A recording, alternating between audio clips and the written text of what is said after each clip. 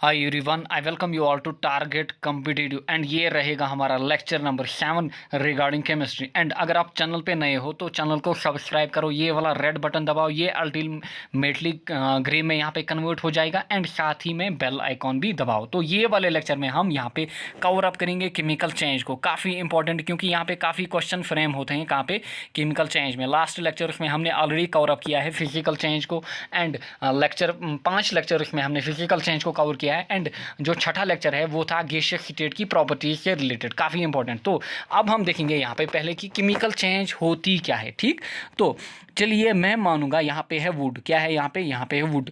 हमने क्या किया, हमने वुड को क्या किया, बर्न किया, हमने वुड को बर्न किया। तो ये वुड जो है ना ये एशेस में कन्वर्ट हो जाएगा। ठीक, ये क्या कन्वर्ट हो जाएगा, एशेस में। ठीक, तो यहाँ पे समझिए पहले केमिकल चेंज होती क्या है। ठीक, केमिकल चेंज को कैसे आइडेंटिफाई करना है। ठीक, तो वुड हो गया कन्वर्ट किसमें, एशेस में आफ्टर बर्निंग। ठीक, तो देखिए अब वुड की इनिशियल जो प्रॉपर्टीज हैं वो किससे मैच नहीं करेंगी, एशेस से। तो इनकी जो प्रॉपर्टीज होंगी ना वो डिफरेंट होंगी, यानी कि वुड की अपनी प्रॉपर्टीज थी, अब एशेस की अपनी प्रॉपर्टीज हैं। ठीक, नेक्स्ट पॉइंट, जो वुड है ना, मैं अगर आपको बोलूं कि एशेस को मेरे को कन्वर्ट किस में करके दो, वुड में, तो आप नहीं कर पाओगे। ठीक, तो यहाँ पे पकड़िए ये ही पॉइंट यहाँ पे। ठीक, तो देखिए यहाँ पे केमिकल चेंज में क्या होता है, यहाँ पे एक सब्सटेंस की जो कंपोजिशन होती है ना वो चेंज होती है। लाइक हमने देखा वुड जो है ना आफ्टर बर्निंग ये किस में कन्वर्ट हुआ, एशेस में। तो वुड की जो केमिकल या कंपोजिशन है ना वुड की वो कन्वर्ट हो गई। ठीक, वो चेंज हो गई। ठीक, तो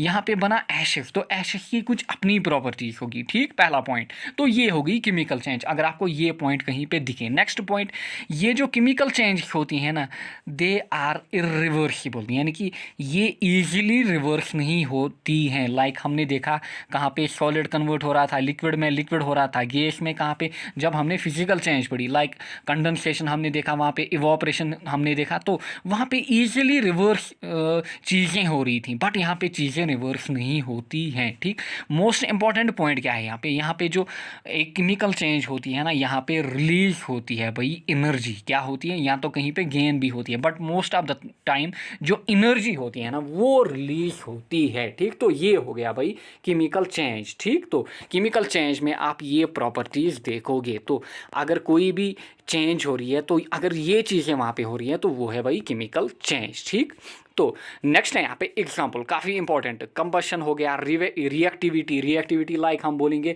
हाइड्रोलिसिस या रिडक्शन रिएक्शन, ऑक्सीडेशन रिएक्शन, जिनको हम डिटेल में आगे पढ़ना है रिएक्टिविटीज़। ठीक, तो ये भी क्या होती हैं, ये होती हैं केमिकल चेंज, क्योंकि यहाँ पे बॉन्ड का ब्रेक होता है, यहाँ पे बॉन्ड ब्रेक, ये क्या होता है, केमिकल बॉन्ड जो होते हैं वो ब्रेकअप होते हैं। ठीक, तो ये हो गया भाई रिएक्टिविटी किसमें, केमिकल चेंज में। नेक्स्ट होगी फ्लेमेबिलिटी। ठीक, टॉक्सिसिटी, एक्सप्लोसिव प्रॉपर्टी, पीएच हो गया, radio activity, rusting of iron हो गया, फोटोसिंथेसिस, डाइजेशन या रेस्पिरेशन, ये सभी क्या हैं, ये हैं भाई केमिकल चेंज। काफ़ी इंपॉर्टेंट, क्योंकि क्वेश्चन ये भी पूछा जाता है which of the following is not a chemical change या which of the following is a physical change. तो ये जो प्रॉपर्टीज़ है ना आपको इनको कहाँ पे अपने माइंड में फिक्स करके रखना है कि कौन केमिकल चेंज है और कौन फिजिकल चेंज है। ठीक, तो अब हम देखेंगे इनको थोड़ा सा डिटेल में।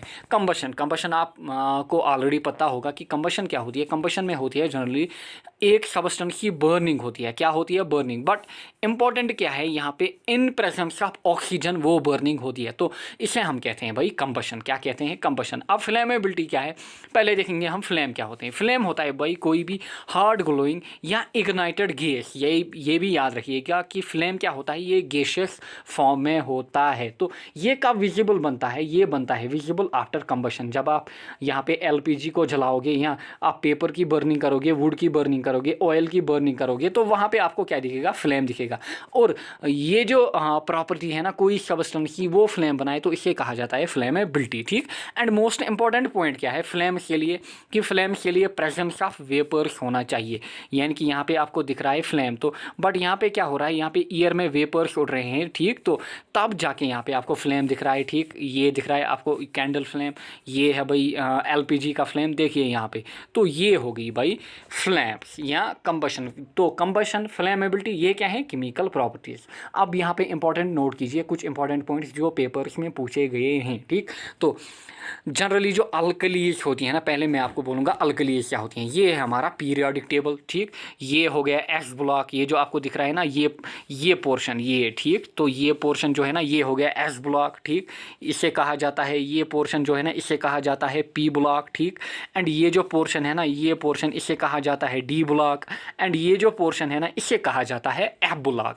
तो यहाँ पे क्या होता है, एस ब्लॉक जो है होता है ना पहला ब्लॉक, यहाँ पे होते हैं भाई एक तो अल्कली एलिमेंट एंड दूसरे होते हैं अल्कलाइन। जो पहले कॉलम में होते हैं ना, इनको बोला जाता है अल्कली। ये जो आपको दिख रहे हैं ना, lithium, sodium, potassium, rubidium, caesium, francium, तो ये होते हैं अल्कली। एंड यहाँ पे ये जो होते हैं ना, बेरिलियम, मैग्नीशियम, कैल्शियम, इनको बोला जाता है अल्कलाइन। तो ठीक, ये आपको समझ में आ गया अल्कली क्या है, अल्कलाइन क्या है। तो जो अल्कलीज होती हैं ना, अल्कलीज लाइक लिथियम हो गया, सोडियम, पोटेशियम हो गया, ठीक। तो यहाँ पे क्या होता है, जब इनकी बर्निंग होती है ना, यानी कि fire caused by burning of alkalis, जब आप अल्कलीज को बर्न करोगे ना, तो इनको एक्सटिंग्विश करने के लिए किसकी ज़रूरत पड़ती है, तो वो है कार्बन टेट्राक्लोराइड। याद रखिएगा, CCl4। काफ़ी इंपॉर्टेंट, पेपर में पूछा जा चुका है कि जो अल्कलीज बर्न होती है तो उनको एक्सटिंग्विश करने के लिए कौन से केमिकल या कौन सी सब्सटेंस की नीड होती है, तो वो होती है भाई कार्बन टेट्राक्लोराइड, CCl4, ठीक।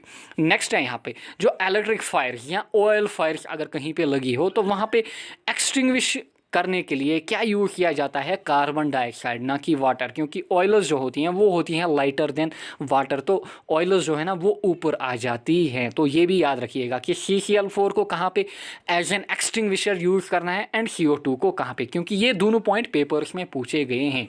नेक्स्ट है यहाँ पे टॉक्सिसिटी। अब टॉक्सिसिटी क्या है, टॉक्सिसिटी होता है कोई केमिकल या कोई एलिमेंट कितना डेंजरस है हमारे इन्वायरमेंट के लिए, हमारी हेल्थ के लिए, हमारी बॉडी के लिए। तो ये हो गया भाई टॉक्सिसिटी। तो यहाँ पे कुछ इंपॉर्टेंट, जो मोस्ट इंपॉर्टेंट टॉक्सिक एलिमेंट्स हैं उनके बारे में पेपर्स में पूछा जाता है कि which of the following is a toxic element या which of the following is not a toxic element. तो याद रखिएगा, lead, silver, cadmium, copper, arsenic, mercury, radium, plutonium. And ये मोस्टली क्या है, ये मोस्टली आपको कहाँ पे मिलेंगे, डी ब्लॉक में। कहाँ पे, ये है ना कौन, ये टॉक्सिक एलिमेंट्स, ये आपको मिलेंगे कहाँ पे, डी ब्लॉक में, ठीक। तो ये भी याद रखिएगा, लाइक यहाँ पे जिंक, कैडमियम हो गया, मरकरी हो गया, ठीक। तो ये कहाँ पे आपको मिलेंगे, ये आपको मिलेंगे भाई कहाँ पे, डी ब्लॉक में, ठीक। नेक्स्ट पॉइंट, जो प्लूटोनियम होता है ना, प्लूटोनियम, ये याद रखिएगा, ये भी पेपर में पूछा जा चुका है कि मोस्ट टॉक्सिक एलिमेंट कौन होता है पूरे पीरियोडिक टेबल में, तो वो होता है भाई प्लूटोनियम। कौन होता है, वो होता है प्लूटोनियम। काफ़ी इंपॉर्टेंट। नेक्स्ट है यहाँ पे एक्सप्लोजिव प्रॉपर्टी। तो एक्सप्लोजिव प्रॉपर्टी है ना, ये भी है केमिकल चेंज, टॉक्सिसिटी भी है केमिकल चेंज। तो आप देखते हो कोई एक्सप्लोजिव, ठीक, लाइक आप देखते हो फायर क्रैकर्स। तो यहाँ पे याद रखिएगा, ये पूछा गया है कि TNT जो होता है ना, ये किस फॉर्म में यूज़ किया जाता है, यानी कि इसकी एप्लीकेशन क्या है। तो TNT होता है ट्राई नाइट्रो टॉलुएन, काफ़ी इंपॉर्टेंट होता है। तो भाई याद रखिएगा, ये यूज़ किया जाता है एज ए एक्सप्लोजिव। तो नेक्स्ट हो गया RDX। ये दिख रहा है आपको RDX और ये दिख रहा है आपको एक्सप्लोजन RDX के कारण। तो ये जहाँ पे भी ये एक्सप्लोजन होना, तो वहाँ पे क्या होती है, वहाँ पे केमिकल चेंज होती है। क्या होती है भाई, केमिकल चेंज। तो तभी हम बोलते हैं जो एक्सप्लोजिव प्रॉपर्टी होती है ना कोई सब्सटेंस या कोई मटेरियल की, तो वो भी होती है केमिकल चेंज। नेक्स्ट है यहाँ पे रेडियो एक्टिविटी। रेडियो एक्टिविटी क्या होता है, रेडियो एक्टिविटी होता है कोई न्यूक्लियस का डिसइंटीग्रेट होना। क्या होना, कोई न्यूक्लियस का डिसइंटीग्रेट होना, ठीक। तो मैंने जब आपको क्या कवरअप कराया था, एनर्जी, जो फिजिक्स का यूनिट है वहाँ पे एनर्जी में मैंने आपको कवरअप कराया था न्यूक्लियर फ्यूजन या न्यूक्लियर फिशन। एंड अगर आपने वो टॉपिक अच्छे से देखा होगा या पढ़ा होगा तो आपको अच्छे से समझ में आएगा कि रेडियो एक्टिविटी क्या होता है, या ब्रेकअप आप ये न्यूक्लियस जो होता है ये क्या होता है। तो वहाँ पे जाइएगा, फिजिक्स के लेक्चर में ऑलरेडी हमने फिजिक्स को कंप्लीट किया हुआ है एंड बायो को भी कंप्लीट किया है फॉर अकाउंट्स असिस्टेंट, ठीक। तो नेक्स्ट पॉइंट है यहाँ पे कि रेडियो एक्टिविटी जो है ना, ये काफ़ी बार पूछा जा चुका है कि ये ऑलरेडी मैंने आपको कहाँ पे भी मेंशन किया, जो इन्वेंशन और डिस्कवरीज है ना वहाँ पे भी ये पॉइंट मेंशन किया कि रेडियो एक्टिविटी जो है ना ये डिस्कवर की हेनरी बैक्यूरेल ने, बट जो नाम दिया था ना वो दिया था मैडम क्यूरी ने, तो ये याद रखिएगा। तो हेनरी बैक्यूरेल आप याद रखिएगा। नेक्स्ट है यहाँ पे कुछ इंपॉर्टेंट रेडियो आइसोटोप्स जिनको पेपर्स में पूछा जाता है। तो जितने भी पॉइंट है ना यहाँ पे इनको किसी ना किसी पेपर में पूछा जा चुका है। ये जो पॉइंट यहाँ पे मेंशन लिखे हैं ना मैंने 7 पॉइंट्स, इनको पेपर्स में पूछा जा चुका है, ये पेपर्स में आ चुके हैं।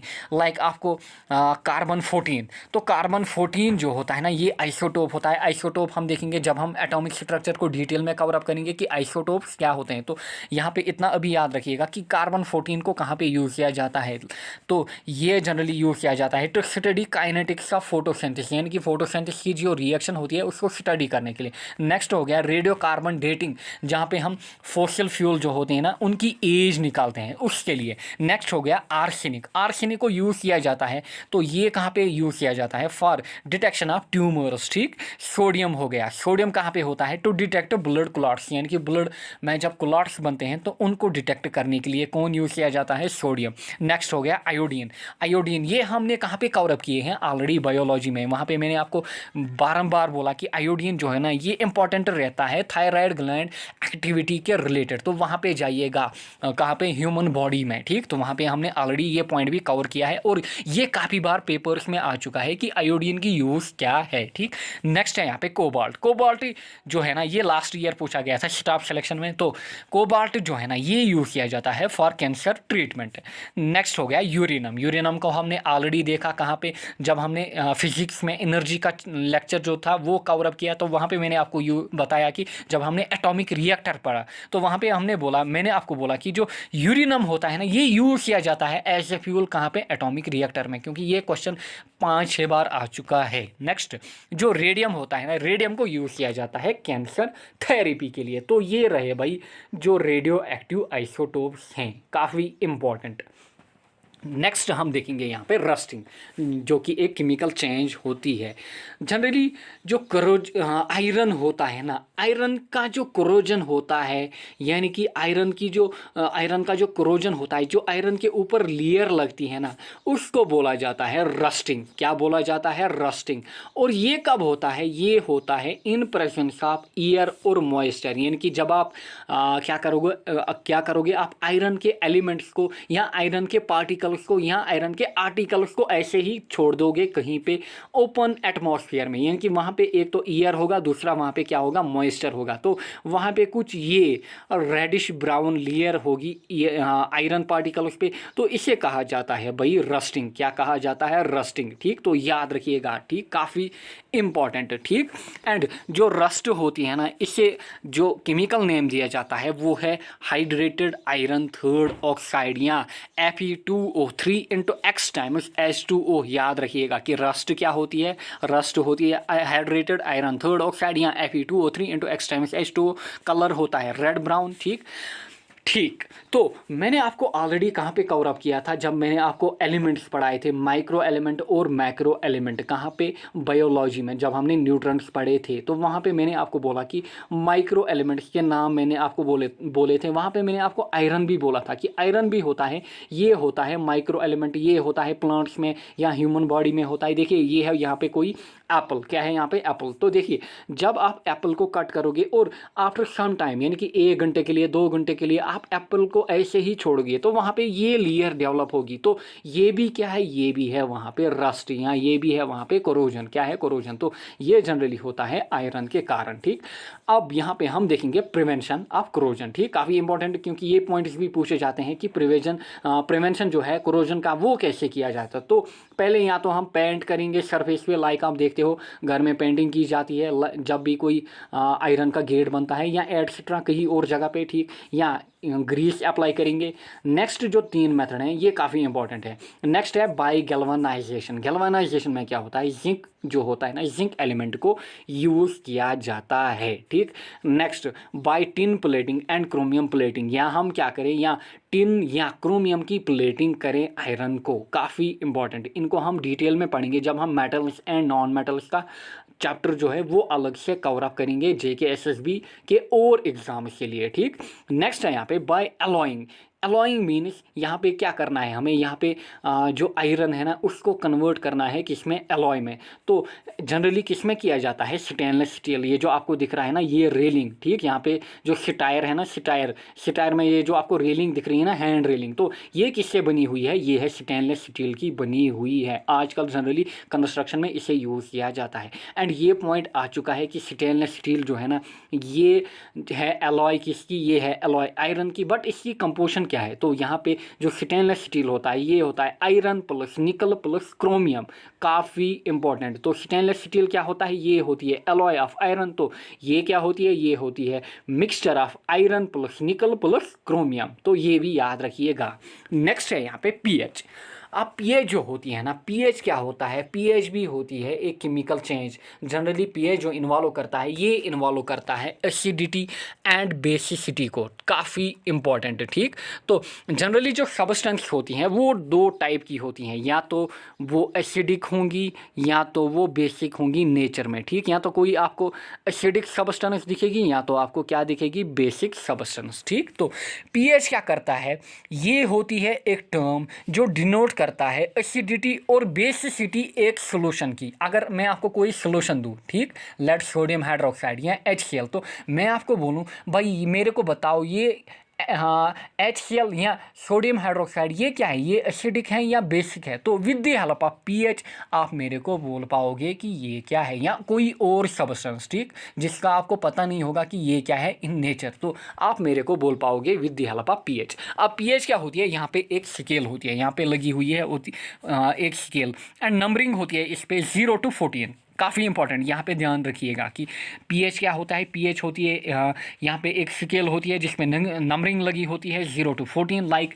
हमारे पास कोई स्केल होती है मेजरमेंट स्केल, वहाँ पे नंबरिंग लगी होती है 1 मीटर 2 मीटर 3 मीटर, तो यहाँ पे नंबरिंग लगी होती है 0 to 14।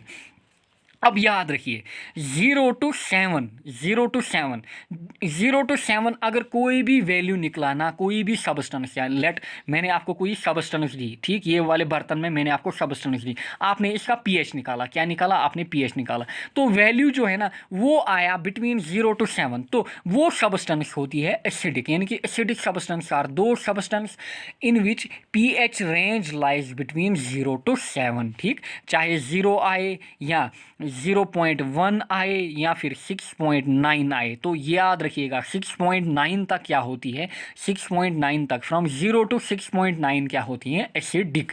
एंड जो 7 होता है ना, 7 होता है न्यूट्रल। अगर कोई सब्सटेंस का वैल्यू 7 आता है तो वो होता है न्यूट्रल। जनरली जो प्योर वाटर होता है वो होता है न्यूट्रल। क्या होता है, प्योर वाटर न्यूट्रल। एंड अब अगर कोई सब्सटेंस का वैल्यू 7.1 से लेकर 14 तक आया, क्या आया, 7.1 से 14, लेट 8 आया, लेट 9 आया, तो वो क्या होती है, वो होती है बेसिक या होती है अल्कलाइन। क्या होती है, या होती है वो बेसिक या होती है अल्कलाइन। काफ़ी इंपॉर्टेंट है, ठीक। तो आपने यहाँ पे समझा कि एसिड क्या होती है, अब बेस क्या होती है। तो वो सब्सटेंस जिसका pH वैल्यू 0 to 7 लाई करे, बिटवीन 0 and 7, ठीक, ना कि 7, ठीक, बिटवीन 0 and 7, तो वो होती है एसिडिक। एंड कोई सब्सटेंस का वैल्यू जो 7 to 14 लाई करे, बिटवीन 7 and 14, तो वो होती है बेसिक। यानी कि यहाँ पे आएंगे बेसिक, यहाँ पे आएंगे एसिडिक। एंड जिनका वैल्यू 0 के करीब होता है ना, जिन एसिड्स का वैल्यू 0 के करीब होता है उनको बोला जाता है स्ट्रॉन्ग एसिड। एंड जिन एसिड्स का वैल्यू 7 के करीब होता है, लेट 6.9, उनको बोला जाता है वीक एसिड। क्या बोला जाता है, वीक एसिड। काफ़ी इंपॉर्टेंट। एंड जिन बेसिस का वैल्यू 14 के करीब होता है उनको स्ट्रॉन्ग बेस बोला जाता है। एंड जिनका वैल्यू 7 के करीब होता है, लेट 7.1 अगर किसी बेस का वैल्यू निकले तो वो होती है भाई वीक बेस। क्या होती है, वीक बेस। तो ये ये समझिएगा। एंड ये हम अच्छे से ये भी कवर अप करेंगे कहाँ पे, जब हम एसिड्स एंड बेसिस का चैप्टर जो है वो कवर अप करेंगे। बट मैंने इसलिए यहाँ पे मेंशन किया क्योंकि पीएच जो होती है या एसिडिटी जो होती है या बेसिसिटी जो होती है ये केमिकल चेंजेस होती हैं। नेक्स्ट पॉइंट जो है इंपॉर्टेंट है यहाँ पे, ये याद रखिएगा, ये डिफरेंट पेपर्स में पूछी गई हैं। ये जो पॉइंट्स है ना यहाँ पे, ये जो आपको वैल्यू दिख रहे हैं ये मैंने डिफरेंट पेपर से ली हैं, काफ़ी इंपॉर्टेंट। कंसंट्रेटेड HCl हो गया, इसका वैल्यू क्या होता है 0 क्योंकि ये होती है स्ट्रॉन्ग एसिड। डाइल्यूट HCl होता है, इसका वैल्यू 1 होता है। विनेगर 4, तो ये क्या है एसिडिक इन नेचर। यूरिन का वैल्यू 6, तो ये क्या है, ये एसिडिक है या न्यूट्रल है या बेसिक, भाई ये है एसिडिक क्योंकि इसका वैल्यू जो है वो है 7 के नीचे, एंड 7 के नीचे क्या आती हैं एसिडिक सोल्यूशन। तो यूरिन क्या होता है, ये एसिडिक होता है। ड्रिंकिंग वाटर, जो most of the drinking water होता है ना, इसका पीएच होता है 6.5 to 8.5, एंड जो प्योर वाटर होता है ना इसका वैल्यू होता है 7, वो होता है न्यूट्रल। ठीक, नेक्स्ट रेन वाटर जो होता है ना, रेन वाटर का पीएच होता है 5.6, एंड रेन वाटर जो होता है ये होता है एसिडिक इन नेचर। काफ़ी इंपॉर्टेंट, ये भी पेपर में 3-4 बार पूछा जा चुका है। नेक्स्ट हो गया यहाँ पे ब्लड का पीएच होता है 7.36 to 7.45। ठीक, ये मैंने आपको कहाँ पे जब हमने बायोलॉजी जो है ना ह्यूमन बायोलॉजी वहाँ पे कवर अप कराया था। ठीक, तो वहाँ पे भी मैंने मेंशन किया कि जुलाई गैस्ट्रिक जूस हो गया उसका पीएच कितना है। ठीक, तो वो जहाँ पे भी पीएच आता है ना ये काफ़ी इंपॉर्टेंट रहता है, तो वहाँ पे भी मैंने आपको बायोलॉजी में भी कि पीएच के क्वेश्चन कराए, तो काफ़ी इंपॉर्टेंट। मिल्क जो होता है, मिल्क का होता है 6.4, काफ़ी इंपॉर्टेंट, तो मिल्क का पीएच होता है 6.4। टूथपेस्ट जो होता है ना, टूथपेस्ट का होता है 8, कंसंट्रेटेड सोडियम हाइड्रोक्साइड का 14, एंड डाइल्यूट जो होता है सोडियम हाइड्रोक्साइड इसका होता है 13। काफ़ी इंपॉर्टेंट, तो जो टूथपेस्ट होता है ना इसका क्यों होता है 8, ये होता है बेसिक इन नेचर, क्योंकि जो टूथ डिके होता है ना, जब दांत खराब होते हैं वो कब होते हैं, जब हमारे माउथ का पीएच जो है ना वो 5.5 के नीचे आ जाए, यानी कि वो क्या हो जाए एसिडिक इन नेचर। इसलिए जो टूथपेस्ट होता है ना ये होता है बेसिक। जैसे आपने ऐड देखा होगा ना कि आपके टूथपेस्ट में नमक है, तो वो होता है बेसिक। क्या होता है बेसिक, यानी कि वहाँ पे नमक क्या इंडिकेट करता है, ये है बेसिक, क्योंकि मोस्ट ऑफ द साल्ट्स जो हैं वो होती हैं बेसिक इन नेचर। तो ये हो गया ऑल अबाउट यहाँ पे केमिकल चेंज। आई होप आपको अच्छे से समझ में आया होगा। एंड यहाँ पे अब हम करेंगे आए हुए कुछ इंपॉर्टेंट क्वेश्चंस। ठीक, तो पहला क्वेश्चन है यहाँ पे, विच of the following is not a chemical change. Food corporation के पेपर में पूछा गया है last year. Photosynthesis, burning of food, condensation, digestion of food. तो मैंने आपको बोला कि डाइजेशन जो होती है ये भी होती है क्या भाई केमिकल चेंज। ठीक, फोटोसिंथेसिस भी होती है chemical change, burning of food भी होता है chemical change, and photosynthesis, digestion, respiration इनको मैंने ऑलरेडी बायोलॉजी में कवर अप कराया है, इसलिए मैंने यहाँ पे डिटेल में इनको बोला नहीं, तो वहाँ पे जाइएगा। एंड मैं जब भी स्टडी कराता हूँ ना, मैं जब भी पढ़ाता हूँ ना, मेरा क्या होता है मैं कनेक्शन कराता हूँ सब्जेक्ट्स का, यानी कि फिजिक्स का केमिस्ट्री के साथ, केमिस्ट्री का बायोलॉजी, बायोलॉजी का केमिस्ट्री के साथ। जब भी आप कनेक्शन कर पाओगे ना तो आपकी जो नॉलेज होगी ना वो अलग स्टेप ही पे होगी, क्योंकि मेन क्या होता है, मेन आपको सीखना होता है कि कनेक्शन। ठीक, कनेक्शन सीखना होता है कि बायोलॉजी का कनेक्शन विथ फिजिक्स, फिजिक्स का विथ केमिस्ट्री। ठीक, तो ये चीज़ें मैंने आपको बायोलॉजी में कवर अप कराई थी। तो यहाँ पे जो करेक्ट ऑप्शन रहेगा वो रहेगा कंडेंसेशन। ठीक, तो कंडेंसेशन यहाँ पे करेक्ट ऑप्शन रहेगा क्योंकि ये है फिजिकल चेंज। एंड आप क्या कीजिएगा, जब भी मैं आपके लिए क्वेश्चन लाऊंगा ना आप स्क्रीन को रोकिएगा, पहले खुद कीजिएगा। ठीक, क्योंकि मैं भी एंड में सोल्यूशन प्रोवाइड करता हूँ, तब जाके आपका कॉन्फिडेंस जो है वो बूस्ट अप हो जाएगा। ठीक, next question, which of the following is not a toxic element. तो टॉक्सिक एलिमेंट मैंने आपको मेंशन किए, ये कहाँ पे पाए जाते हैं, ये पाए जाते हैं डी ब्लॉक में, डी ब्लॉक फैमिली में। तो लेड, कैडमियम, रेडियम ये क्या है डी ब्लॉक फैमिली के मेंबर, तो ये हैं टॉक्सिक एलिमेंट। मैग्नीशियम जो होता है ना ये टॉक्सिक एलिमेंट नहीं होता है, ये एस ब्लॉक में होता है, एंड कहाँ पे होता है अल्कलाइन फैमिली में। ठीक, तो मैग्नीशियम यहाँ पे correct option. Next, which radio isotope is used to detect blood clots. तो ब्लड क्लॉटिंग के लिए किस आइसोटोप को यूज़ किया जाता है, तो वो है सोडियम। काफ़ी इंपॉर्टेंट, लास्ट ईयर आरआरबी के पेपर में पूछा गया। Next question, which element is not use to prevent rusting of iron. Rusting of iron के लिए किस एलिमेंट को यूज़ नहीं किया जाता है, तो हमने देखा टिन को यूज़ किया जाता है, हमने देखा क्रोमियम को यूज़ किया जाता है, जिंक को यूज़ किया जाता है, तो लेड जो है ना इसको यहाँ पे यूज़ नहीं किया जाता, तो लेड जो है ना ये करेक्ट ऑप्शन रहेगा। Next, the term pH denote, ये केएस के पेपर में आया हुआ है। टर्म पीएच जो है ना ये क्या डिनोट करती है, ये डिनोट करती है एसिडिटी या बेसिसिटी एक सोल्यूशन की, काफ़ी इंपॉर्टेंट। नेक्स्ट क्वेश्चन, ये भी केएस में पूछा गया, रेडियो कार्बन डेटिंग जो होती है ना ये किस लिए यूज़ की जाती है, ये किस लिए यूज़ की जाती है, to find the age of, to find the age of जो फॉसिल्स होते हैं ना उनकी एज निकालने के लिए। एंड यहाँ पे यूज़ क्या किया जाता है, यहाँ पे कार्बन 14 जो रेडियो आइसोटोप है ना इसको यूज़ किया जाता है। Next, pH of milk, pH of milk क्या होता है, ये होता है भाई 6.4, लास्ट ईयर स्टाफ सिलेक्शन में पूछा गया। एंड जितने भी पॉइंट यहाँ पे मैंने पीएच में मेंशन किए हैं ये आए हैं हर एक पेपर में, ये नहीं समझिएगा कि खाली मिल्क का पूछा गया। जो जितने भी चाहे बायोलॉजी में हो या यहाँ पे केमिस्ट्री में जितने भी पॉइंट मैंने पीएच के रिगार्डिंग मेंशन किए वो हर एक पेपर में पूछे गए हैं। तो चलिए, आई होप आपको अच्छे से समझ में आया होगा ये लेक्चर। तो हम कंटिन्यू करेंगे केमिकल चेंज को, अब हम केमिकल रिएक्शंस पे जाएंगे, ठीक, डिटेल में देखेंगे chemical reactions and chemical substance. तो अपने लेक्चर को मैं यहीं पे एंड करूँगा, मिलेंगे नेक्स्ट लेक्चर में। Till then take care, bye bye.